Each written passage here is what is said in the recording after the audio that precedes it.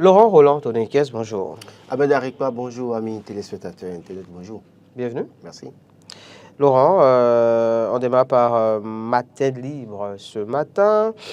Nomination de Jacques Migan, confirmation du projet de troisième mandat, s'interroge le quotidien.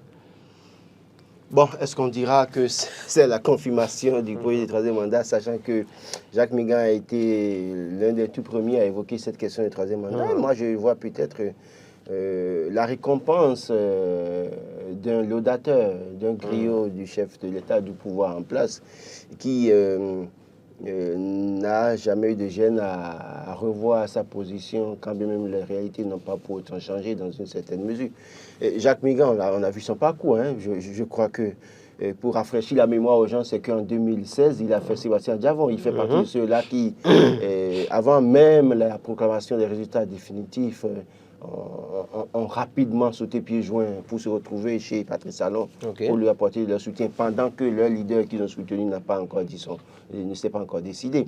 Et puis on a pu voir le prolongement de son parcours, lui qui devrait donner caution à tout ce que fait le gouvernement. Et puis on a toujours plaidé ici pour dire qu'il faut que finalement le chef de l'État lui trouve quelque chose à mettre sous la dent. C'est de bonne guerre.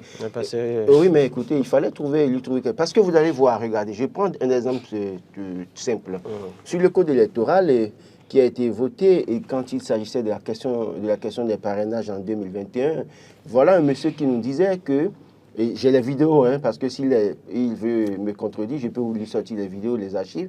Dans la vidéo, il disait que les élus ne sont pas la propriété de leur parti politique et que par conséquent, ces élus devraient avoir la liberté de parrainer qui ils veulent. Vous voyez très bien. Mais quand on a revu ce code électoral pour dire que les candidats, les élus doivent soutenir forcément les candidats de leur parti politique, la même personne est revenue... Une question de logique, oui. La même personne est venue dire que oui, c'est normal, qu'il faut applaudir ça. C'est-à-dire qu'il n'y a pas de cohérence dans ce que... Il a changé de point de vue entre-temps. Oui. Mais ça, les imbéciles ne changent pas. Oui, non, mais justement, cette manière de faire les choses, j'ai vu que... Oui, mais le débat politique, à la limite, dans notre pays, manque de cohérence. Ça manque de cohérence. On a pu voir ça. Donc, s'il n'est pas d'accord, les archives sont encore là, il peut lui jouer ça. Il n'a qu'à venir sur ce plateau, il va lui prouver ce qu'il a dit en 2021 et lui montrer ce qu'il a dit en 2023, notamment en 2024, quand le code électoral a été modifié. Et là, maintenant, il nous dira pourquoi est-ce qu'entre-temps, la même personne qui a plus raison, parce que c'est un praticien du droit, ne l'oubliez pas, il a été bâtonnier. Donc, c'est ça. Mais je crois et je comprends que tout ça concourait à une seule chose, parce que vous vous rappelez, il a même rassemblé les élus du 5e arrondissement de Porte-Nouveau dans sa maison pour leur dire que le code était bon et qu'il fallait faire truc là.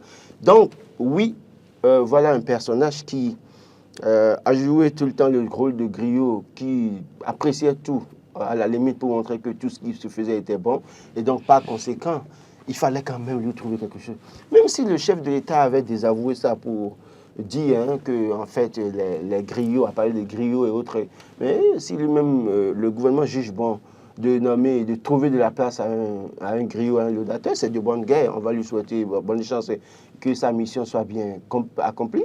Seulement, je me pose la question sur le rôle qu'on lui a confié.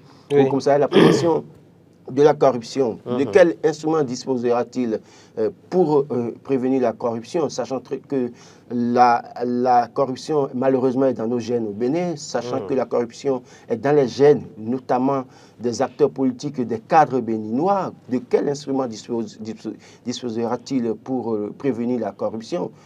C'est la question que je me pose. Son rôle sera-t-il de parcourir les universités pour sensibiliser les étudiants?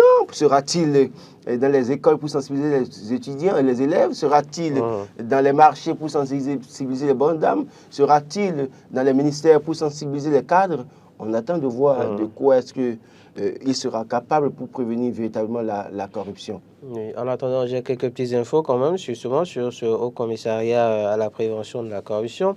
Bon à savoir, promulguée depuis le 23 avril 2020 par le, Oui, par le je sais chef très bien que ça existe. de l'État. C'est pas que Donc, j'ai. voilà, c'est pas Oui, nouveau. oui, c'est pas Alors, nouveau, mais ça existe depuis. Les missions, entre autres, c'est le suivi de la mise en œuvre des mesures anti-corruption, donc faire du suivi. De 2020 à aujourd'hui, quel a été le bilan? Est-ce vous avez jamais fait le bilan de cette structure? C'est pourquoi je me pose la question, parce que je sais Alors, que juridiquement, c'est bon d'écrire les choses sur papier, mais dans les faits, dans les actes, dans la pratique, est-ce que Jacques Migan a les véritables éléments, les moyens? Les armes, est-ce qu'on lui, Est-ce qu'il a les moyens véritablement de lutter, de mener à bien ce combat?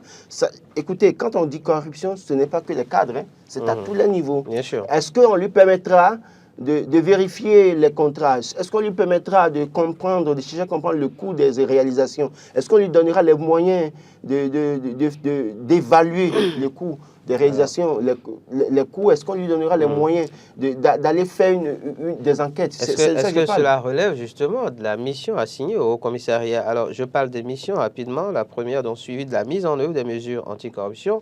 Là, il n'y a pas matière à aller sur le terrain pour demander quoi que ce soit à quelqu'un, en tout cas.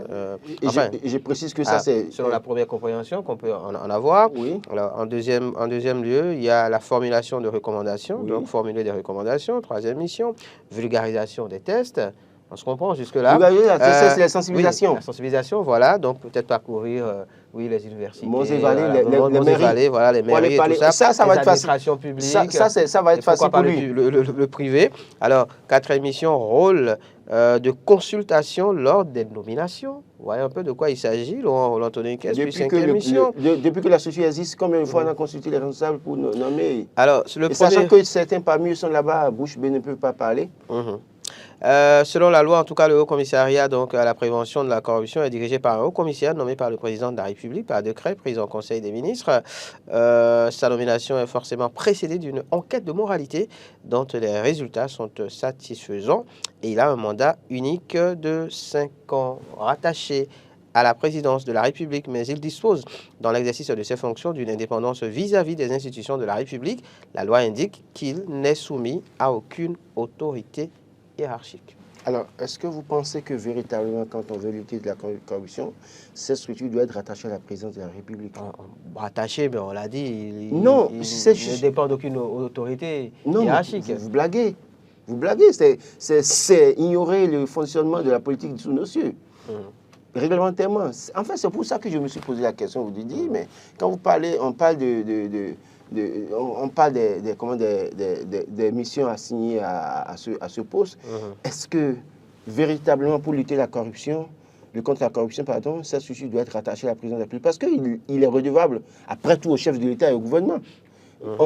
Sur papier, on dit qu'il n'a aucune autorité. Cela répond de la politique du gouvernement. Je vous dis, il y avait des structures qui n'étaient pas directement rattachées à la présidence de la République. Pourquoi on n'a pas renforcé cette structure-là et qu'on crée une structure?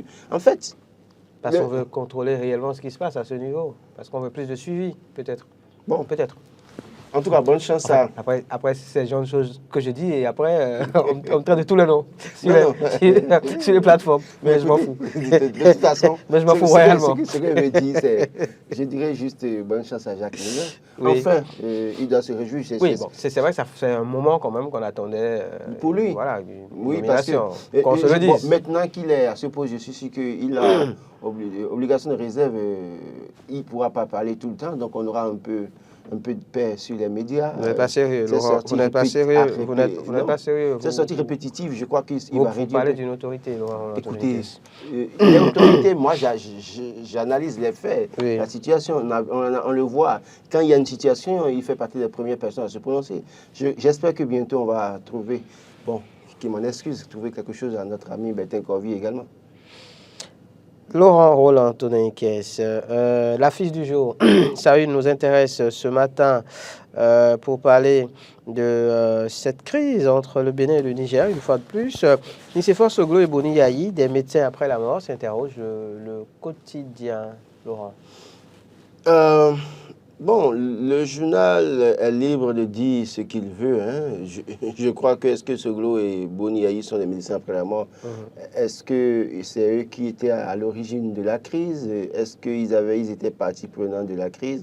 Ils sont des Béninois. Ils sont des Béninois, d'accord.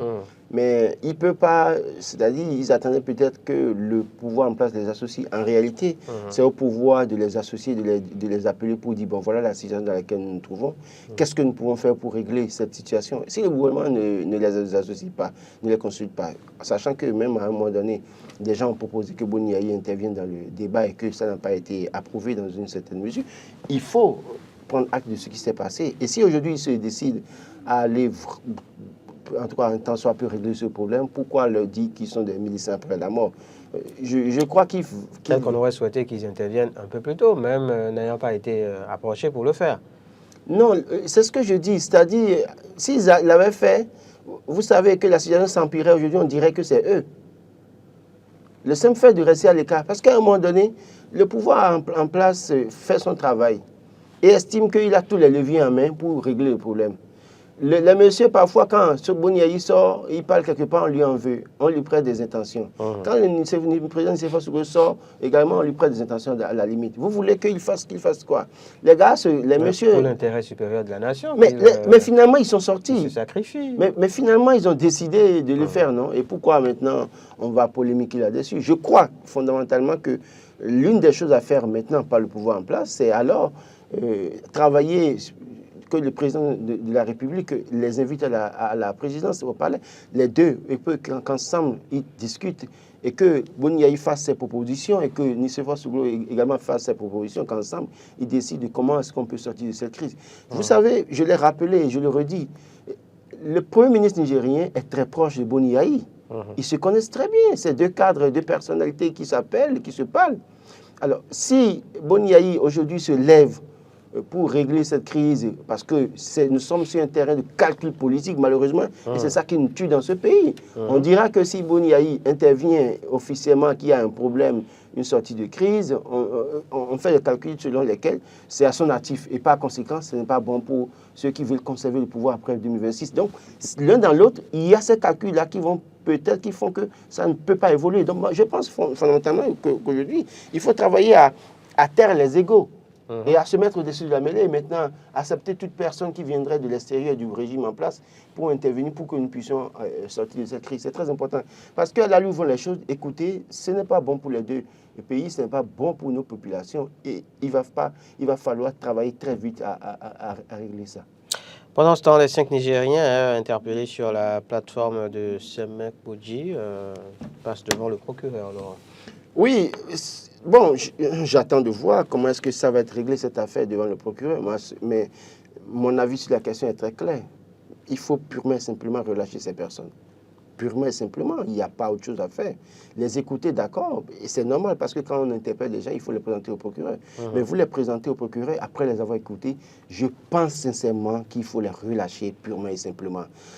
S'il faut les mettre dans le premier avion qui va atterrir à l'aéroport Kadina Bernardin Cantine Cotonou, il faut le faire et les renvoyer dans leur pays plutôt que de continuer à les garder ici. Ça envenime la situation. Ce n'est pas bon pour nous. Et je sais que quand ça va dégénérer après, ce n'est pas eux qui seront en difficulté, c'est les populations, les pauvres populations qui peinent déjà à manger 2 fois par jour. Vous imaginez? Ce sont ces populations qui seront en difficulté. Et ça, moi, j'ai de la peine à continuer à voir cette situation perdurer. Parce que ceux qui sont à l'abri de la situation, des problèmes, qui seront également à l'abri des problèmes, ne comprennent pas l'enjeu. Ne comprennent pas l'enjeu. Il faut comprendre ça. Les Béninois souffrent, les Nigériens souffrent. Trouvons une solution pour régler ce problème. Je vous donne un exemple simple. Et moi, peut-être que Dieu me permet parfois de vivre certaines choses pour en parler, pour que les gens comprennent que c'est difficile. Hier, j'étais quelque part en train de manger avec mon épouse. Et puis, je vois un monsieur au loin qui était avec une dame et 2 enfants. La dame descend de la moto et le monsieur appelle la vendeuse d'essence. Il voulait prendre de l'essence demi-litre dans sa moto. J'étais choqué, je disais à mon épouse, ce monsieur a besoin d'aide. Et elle me dit, mais comment? Je dis, oui, attends, tu vas voir. J'appelle la vendeuse d'essence, je lui remets 5 000 francs. Je dis, vendez-lui 2 litres d'essence et donnez-lui 2 000 francs en plus et ramène-moi la monnaie. Imaginez ce monsieur, difficilement il est descendu de la moto. Il vient vers moi, difficilement il marchait, il vient vers moi, il me remercie. Je dis, oui, il n'y a pas de remerciement, il faut que Dieu vous garde, allez-y. Et là, le monsieur me dit, mais je peux connaître vous, je viendrai vous remercier. Je dis, non, ne venez pas, je n'ai pas besoin de ça. L'essentiel pour moi, j'ai écouté une voix, je vous ai aidé. Il dit, mais vous faites quoi? Mais j'ai dit, mais je travaille sur les chantiers, mais là où je travaille, les chantiers sont ralentis, donc je n'ai plus rien. Et moi, bon, pourquoi vous marchez comme ça? J'ai un problème de sciatique et je n'ai pas de moyens. Mais la dame, c'est votre femme, elle dit non. Il me dit non. Et vous savez ce qui se passe? La dame qui l'a remorqué est sa nièce. Okay. Et il venait d'où? Il venait de la prison civile de Cotonou. Pourquoi? Parce qu'il il a aidé la dame à aller voir son mari qui est en prison. Et la dame avait un enfant au dos, à peine 4 ou 3 mois. Et cet enfant était dans le ventre quand son papa est allé en prison. Pourquoi? Parce qu'il a fait un accident avec quelqu'un. Il est resté dans... on lui a plâtré le pied. Il est resté dans le plâtre pendant 3 mois. Il sort de ça, on lui casse le plâtre. Et puis, le lendemain, il dit, je vais me promener un peu. Entre-temps, des gens ont braqué, les gens ont pris un sac et des portables de l'argent. Lui, il est tombé dans la situation comme ça. On l'arrête pour dire qu'il est complice. Et donc, il se retrouve en prison. C'est-à-dire au lendemain de sa sortie de la maison. Okay. Parce qu'il est resté à la maison pendant 3 mois. Et sa femme était enceinte quand il est parti. Donc, ce monsieur a aidé cette dame-là pour aller en prison, voir son mari avec un bébé au dos et un petit enfant d'à peine 3 ans. Alors, quand vous voyez ces trucs-là, et que vous voyez que parfois les gouvernants ne veulent pas écouter, taire leur ego à tous les niveaux. Je parle du Niger, je parle du Bénin. Et c'est pareil que des gens souffrent comme ça au Niger. Et quand ça va dégénérer, ce sont ces personnes qui n'avaient même pas de quoi manger, qui vont souffrir, qui sont en difficulté. Je dis aux gens aujourd'hui, ceux qui veulent dire que Tiani a raison au Niger, qui se calment, qui disent à Tiani d'écouter son peuple. Ceux qui veulent dire à Patrice Talon Bénin que Patrice Talon a raison, qui se calment et qui disent à Patrice Talon que non, il y a les Béninois qui souffrent du côté de Malanville, du côté de Dosso, du côté de Gaïa, et c'est pareil que les Nigériens souffrent du côté de Malanville, du côté de Kandi, et même du côté de Cotonou. Il faut qu'on arrête ça. Moi, je pense que nous sommes à ce moment important de la vie des populations, que les gens comprennent que ce n'est pas eux qui sont là, c'est les populations qui les ont mis là. Et même si au Niger, on dira que c'est un coup d'État, à un moment donné, les populations ont accepté ce coup d'État, ont pris hâte. Donc, il va falloir qu'ils écoutent les populations. Allez, entre-temps, Laurent Roland-Antonin Kess, quelques bonnes nouvelles dans la presse ce matin. L'affiche du jour écrit « Construction de l'échangeur de verre de corps à Cotonou. Le gouvernement approuve l'indemnisation de 190 personnes affectées par le projet. » Oui, je crois que c'est très important d'indemniser parce que les gens avaient investi beaucoup de choses. Et donc, quand on doit les casser, on doit faire un certain nombre de dégâts. Il faut quand même trouver les moyens de les dédommager pour qu'ils essaient de voir s'ils doivent se déplacer, comment s'installer ailleurs et ceux qui doivent refaire leur maison. Parce qu'une partie est cassée, il faut vraiment trouver les moyens de les aider. C'est très important. Et pour ça, ça n'arrive pas tous les jours. Hein. Il faut franchement remercier le gouvernement pour ça, pour leur dire oui, c'est déjà un acte salutaire. Il va falloir travailler à cela pour dire que les prochaines fois, quand il y a de telles infrastructures à réaliser, qu'on travaille à d'abord dédommager les populations, à indemniser les populations, parce qu'il y a beaucoup de sites sur lesquels on travaille aujourd'hui et les populations ne sont pas totalement indemnisées encore. Les gens, il y en a qui attendent toujours, ou ça à des endroits donnés, les gens ne sont pas totalement du tout indemnisés. Et le drame, c'est que parfois on veut justifier que parce que les gens sont sur des domaines publics, quoique ils sont là depuis 60 ans, 80 ans, parfois pour certains. Et à un moment donné, non. Dès lors que les gouvernements successifs ont approuvé ça, les ont laissés, dès lors que vous voulez dire. Parce qu'ils n'ont pas... Ne me sortez surtout pas votre thèse selon laquelle la terre appartient aux premiers occupants. Non, c'est pas, je n'ai pas dit ça. Mais dès lors qu'ils sont... C'est vrai qu'on ne s'entendra pas là-dessus. Mais Ahmed Arepa, je prends la passerelle en face de Sievra. Vous installez là avec votre famille, d'accord? Tous vos enfants sont nés là. Entre-temps, vous devenez vieux, vous mourrez. Bon, vous allez vivre longtemps quand même. Amen. Et donc, quand vous allez partir, vos enfants ont fait des enfants, les enfants ont fait des enfants, ils sont là. Mais les gouvernements successifs, personne ne leur a dit quoi que ce soit. D'accord? Et un jour, ils ne connaissent nulle part où aller si ce n'est là. Car, vous savez, même si ce n'est pas mieux, quand ils vont au niveau de la diaspora, ils reviennent, c'est là, ils reviennent. Quand un jour vous voulez les casser, moi je pense qu'il faut réfléchir autrement, qu'il faut voir comment est-ce qu'on peut les aider pour que la famille soit installée quelque part. En fait, quand on les casse comme ça, alors qu'ils n'ont même, certains parmi eux-mêmes n'ont même pas quelqu'un dans la diaspora, et ils n'ont rien.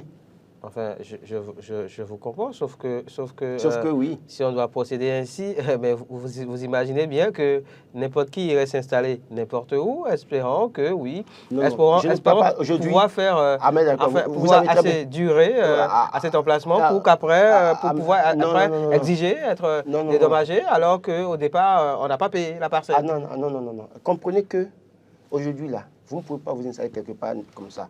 Mais comprenez qu'hier, on pouvait s'installer comme ça. OK. Donc, je parle de ceux qui se sont installés hier avec leur famille, Oui. qui sont restés... Illégalement. Écoutez, avant, vous avez voulu le dire, avant là, vous pouvez trouver un domaine, aller vous installer, parce que ça n'appartenait pas à quelqu'un, c'est un domaine, et c'est l'État qui est garant du domaine, et puis vous êtes allé vous installer là. Mais après, on vous a prouvé que ça appartient à l'État. Mais pendant 60 ans, personne ne vous a dérangé. Aujourd'hui, vous n'avez pas encore de projet pour... non, aujourd'hui, vous ne pouvez pas vous installer quelque part. Donc, je ne parle pas d'aujourd'hui. Si quelqu'un se hasarde d'aller s'installer sur une parcelle de quelqu'un aujourd'hui, il faut le dégager et le mettre en prison. Mais avant, ce n'était pas ça. Donc, si on doit alors faire ça, ces personnes-là qui existaient sur ce domaine depuis des années, depuis des décennies, qu'on trouve une formule. Parce que quand on va avoir, l'État a besoin de... Exemple simple, l'État a besoin de 50 hectares quelque part. L'État n'a pas besoin d'aller prendre 50 hectares quelque part. Donc, on peut trouver peut-être des villages communautaires qu'on peut créer pour ces communautés-là, les déplacer et les mettre ensemble dans peut-être 100 hectares ou 40 hectares quelque part, et le faire et pour leur dire, bon voilà, on vous a dirigé là-bas, l'État vous met ici, et on crée un village là, et on peut même faire des infrastructures autour, et ça va viabiliser toute la zone. Donc, c'est une proposition que je fais en réalité. D'accord. Autre bonne nouvelle, Laurent Roland Toninquez dans la presse ce matin. Lancement des travaux du renforcement en eau potable je lis bien, à Papa et à Bolangonan. C'est Gascani Info qui en parle. Chose promise, chose due. Oui, une fois que c'est promis, il faut le faire. Et donc, si les gens se décident à le faire, pourquoi ne pas se féliciter et les féliciter? C'est une bonne chose. Donc, espérons que oui, tout ce qui a été promis, que les gens puissent les faire comme c'est prévu, parce que l'eau potable, quand même, c'est la vie. Hein? C'est la vie. Et on a du mal à comprendre qu'en plein cœur de Cotonou, à Glangana et autres, dans les zones environnantes de Cotonou, qu'on ait du mal à avoir de l'eau potable quand les gens font la photo de l'eau qui sort du robinet. On a de la peine à voir ça. Et c'est pour ça que j'insiste sur le fait qu'aujourd'hui, si on promet d'aider les gens à avoir de l'eau potable, qu'on le fasse et qu'on renforce les activités, les actions, et que les gens aient de l'eau potable. C'est pareil un peu partout. Et que la disponibilité de l'eau potable soit permanente. Parce qu'il est arrivé de constater que dans certaines de ces localités, l'eau vient toutes les 48 heures, ou bien les 24 heures, ou parfois quand il y a coupure, il n'y a pas de l'eau, ou parfois on coupe de l'eau sans pouvoir informer les citoyens, et ce n'est pas bien. C'est bon de faire les grands travaux, mais c'est également bon et bien de faire en sorte que la disponibilité en eau potable soit permanente. Autre bonne nouvelle, Laurent, avec Gascani Info toujours, nouveau marché urbain, Kadjeron s'anime dans 48 heures. Ce sera le samedi. Oui, une bonne nouvelle. Oui, il faut... On a vu. Vous voulez dire quoi? Mais non, allez-y.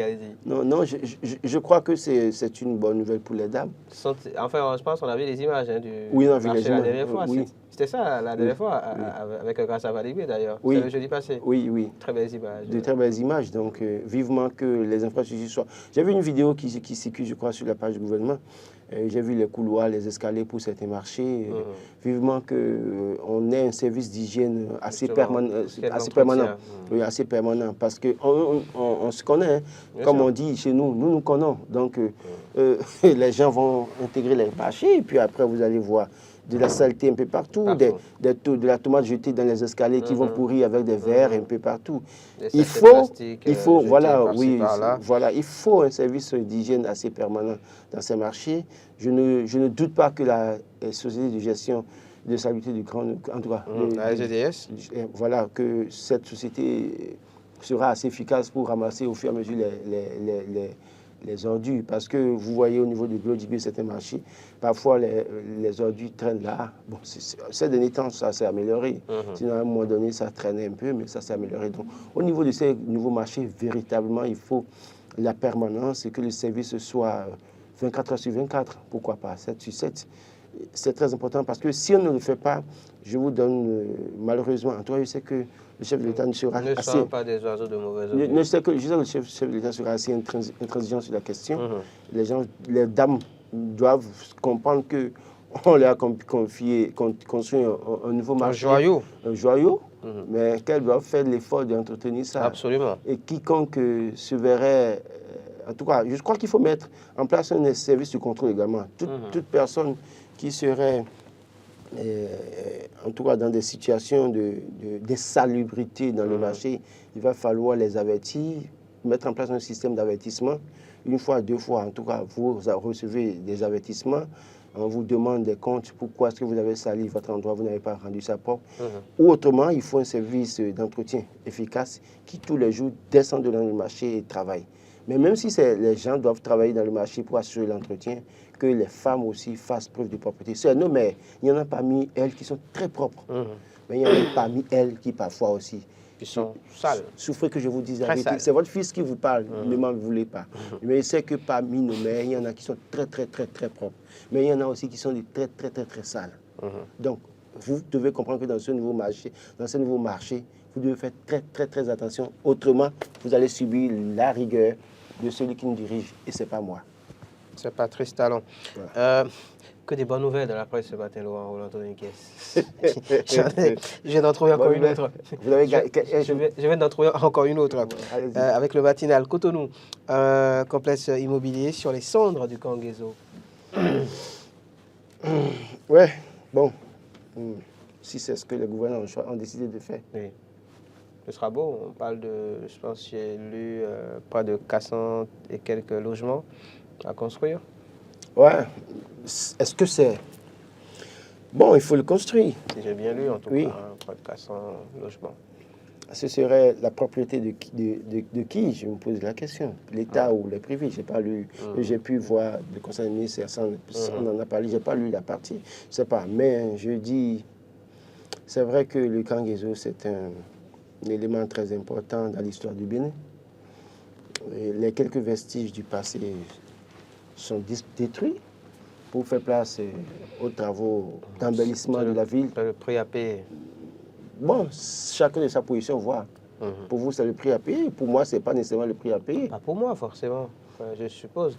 Oui, c'est vous qui l'avez dit. Suivant la logique des concepteurs. Oui, bon, voilà, suivant la logique. Ouais. Peut-être que... Je parle souvent en ces termes, en fait. Mais bon, beaucoup ne comprennent pas forcément. Bon, donc, de toute façon, moi, si ça peut contribuer à embellir la ville, comme on le dit, oui, c'est vrai que de belles infrastructures rendent toujours des capitales propres et belles. Belles, attrayantes. Quand vous sortez du Bénin, vous allez dans d'autres capitales, vous comprenez que oui, les gens ont fait des choses extraordinaires dans ces capitales et que c'est beau à voir. Bon, maintenant, si on doit le faire, qu'est-ce que le contribuable béninois met dedans? En quoi est-ce que le contribuable béninois est copropriétaire de ces infrastructures? Est-ce que c'est des privés qui auront droit de citer là, comme c'est le cas au niveau du FIOC où on a parlé de l'entreprise, je crois, Simo, je ne sais quoi, où les gens ont été délogés pour qu'on dise que c'est les secteurs qui sont cédés à d'autres personnes par le biais d'une entreprise privée? J'attends de voir.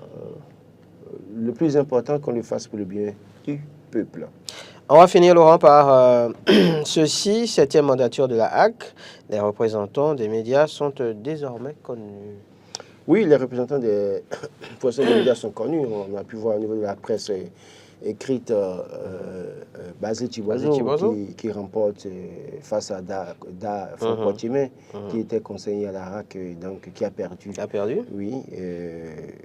Alors, on voit aussi Amand Rousseau, qui était représentant du secteur de l'audiovisuel, qui repartit, qui rempile en battant notre consoeur Zakiat Latunji, et puis Kendi Marius des radios communautaires. Et voilà. Bon, je rappelle qu'au niveau de la presse écrite, il y avait un troisième également qui est Brice Goubi, qui a aussi perdu, qui s'en sort avec 11 voix. Au niveau de la technique, il y a Lionel Begondé. Une bonne nouvelle quand même pour notre ancienne collègue, comment vous appelez? Claudia Chimène. Claudia Chimène, voilà, dessous. Une bonne nouvelle parce que c'est son époux. Donc, ce monsieur qui a bataillé également pour se retrouver, ce n'était pas gagné d'avance pour lui parce qu'on a pu voir qu'il y avait au moins 2 candidatures de son côté. À ce niveau? Non, pas 2, c'est-à-dire que dans la maison, au niveau de l'ETB, il y avait au moins 2 candidatures. Donc, C'est vrai. oui, donc là, il s'en sort également. On va dire félicitations à ces 3 conseillers qui nous représenteront à la HAC. Et puis, on attend aussi que le chef de l'État nomme ces 3 personnes, que l'Assemblée nationale aussi nomme ces 3 personnes. On espère vivement... On verra la configuration. Enfin, on aura une idée plus claire. Voilà, on espère vivement que au terme de ces élections, ces 3 représentants vont véritablement défendre les professionnels des médias, sachant très bien que, lisant la loi organique de la RAC, ce n'est pas la RAC qui améliore les conditions de vie et de travail des journalistes. C'est ça. La loi dit clairement que la RAC régule les médias. Voilà. Donc, tout débat qui consiste à dire qu'un conseiller veut aller améliorer les conditions d'un journaliste à la RAC, c'est un faux débat. Le faux débat. Politicien. C'est un débat. Pas politique, mais politicien. Politicien que nous avons transposé dans la presse, malheureusement. Et puis, il faut souffrir qu'on dise aussi que sur les 9 personnes qui se retrouvent là-bas, il y a 6 qui seront envoyés par les politiques. Par les politiques, justement. Les politiques qui nous tiennent du matin jusqu'au soir et qui font de nous ce qu'ils veulent. Donc, est-ce que les 3 personnes peuvent vraiment tenir tête aux 6 personnes quand bien il faut voter les décisions? Merci. Donc, voilà, à vous. Bonne chance à eux quand même et qu'on souhaite que Dieu les inspire, qu'ils aient au-delà de tout le courage d'affronter les... Parce que vous savez, ceux qui vont à la RAC maintenant, d'ici 2024, juin 2024 à 2026, ils auront du pain sur, sous et autour de la planche. Parce qu'il va falloir vraiment que quand les gens vont vouloir contraindre certains médias au silence, c'est à eux de défendre les médias, de prendre position. Est-ce que ça va être facile pour eux? Wait and see. Gascani et Info écrit d'ailleurs ce matin, médias au Bénin, plaintes et échos des plumes enchaînées. Malheureusement, on ne pourra pas en parler parce que c'est déjà fini.